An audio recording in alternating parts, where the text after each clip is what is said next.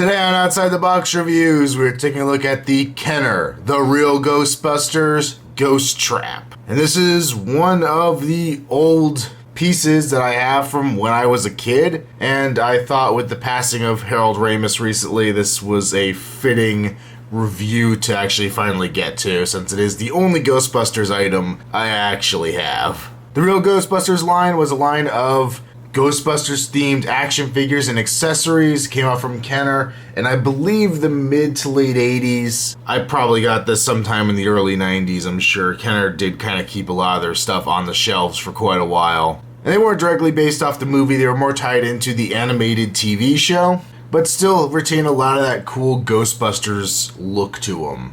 So let's take a closer look at this thing. So the piece itself is a very large chunk of blue plastic. Just a simple little box here. We have some extra little bits molded on the side in kind of a turquoisey green color. Just don't really do anything, but these are supposed to just be little buttons and knobs and extra stuff. Put it on the back, we have a big red button up here. It's a separate piece. It kind of slides a little, but doesn't do anything itself. The handle, the top. This side's a little more colorful. We have another little red button that once again kind of moves, but doesn't really do anything. And then a sticker with 6 more buttons on it that would theoretically do something. And then up here on the front, we have a little dial showing, I'm guessing, how much room is left in the trap. So we're in the green right now.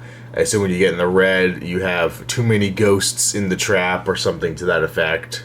But for a little kid's toy from the 80s, it's pretty decently detailed. We have another little red sticker up here. I think it's supposed to be like a light showing you that the trap is full or has captured the ghost.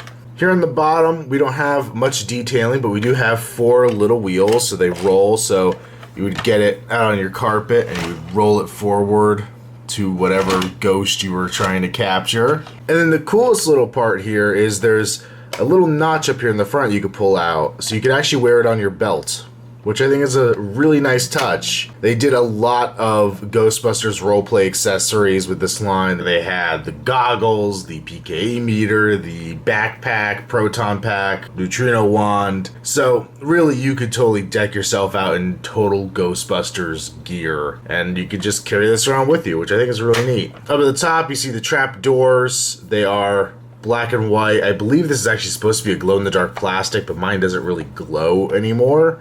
But I believe it was at one point. And then here off the back, we have this little yellow hose that is a fairly long length hose. It actually could get some pretty good distance on it. And then you have the foot pedal. This is a soft, rubbery plastic. And you have the 2 buttons up here, and then just the actual mechanism here, even though it's all one piece. And if the hose isn't too kinked, you could press down on the trap button and your doors open up. There's nothing really inside. This did come with a little glow-in-the-dark ghost that you could put inside of it, but that has long been lost to the ages. But it actually, from what I've seen online, it's not too common to find one of these that actually still works, so the fact that I have a working example of it is kind of cool to me. And it works pretty well. It doesn't take a whole lot of force and those doors pop right open. So that is the real Ghostbusters Ghost Trap. And this has been something that I've had since I was a little kid, and I really, really like it. I've always been tempted to get some of those new Matty Collector's Ghostbusters props. They all look so cool. They're so movie accurate and well done, but for what this was, a cheap little kid's toy, it really has held up well, and I think it still looks pretty cool.